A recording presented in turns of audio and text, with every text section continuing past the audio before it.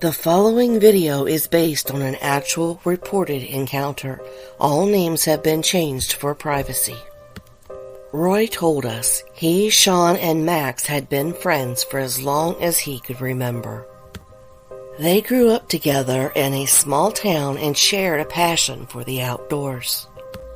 That summer in 1993, they decided to take on a construction project in Cuyahoga County, Ohio, and rented a house to stay in while they worked, not realizing the terrifying experience they would have.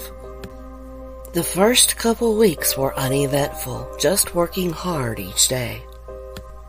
However, things took a strange turn during the third week when they heard macabre screaming howls coming from the woods behind the house. As avid hunters, they were familiar with the sounds of various animals, but these howls were like nothing they had ever heard before. One night, Roy said while sitting around a fire in the fire pit in the backyard, a massive rock landed just a few feet away from them. Startled and confused, they scanned the tree line, trying to figure out who or what could have thrown such a large boulder. Max grabbed a flashlight and shone it into the darkness, revealing a pair of glowing eyes staring back at him. They realized the eyes were over 8 feet above the ground and watched as the eyes blinked. Suddenly, another howl pierced the night air. Without hesitation, they threw dirt on the fire and retreated into the house. Once inside, they looked out and the eyes were no longer visible. He said over the weekend they decided to do some hunting and check out the woods behind the house for signs of the creature they had seen. They found signs of something large coming through because there were broken branches and the grass was mashed down from traffic. After covering some territory, they came across some huge footprints. They couldn't believe the size of the prints, and some even looked like they had human toes. They decided to go into town and purchase a couple trail cameras, and they put them up on 2 trees behind the house. They have a few more uneventful days before they decide to start another fire in the fire pit. Again, a huge boulder landed a few feet from them. They ignore it to see what happens. Another rock comes flying at them. This time, Max gets up and yells, "What do you want?"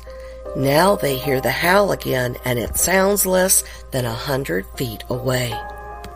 Max went inside and grabbed his shotgun and comes back outside, places his chair beside the fire so that it's facing the trees, and sits down. Roy said he and Sean both told him they need to go inside, but he said he's not going to be scared away from his own backyard. He sat by the fire and they went inside. About 15 minutes later, he came in and told them he was sitting there and noticed movement out of the side of his eye. He looks up, seeing the dark shape of a large figure just outside the tree line. Once his eyes adjust, he was able to see a large Sasquatch standing there watching him. He stands up, scared but not wanting to give in.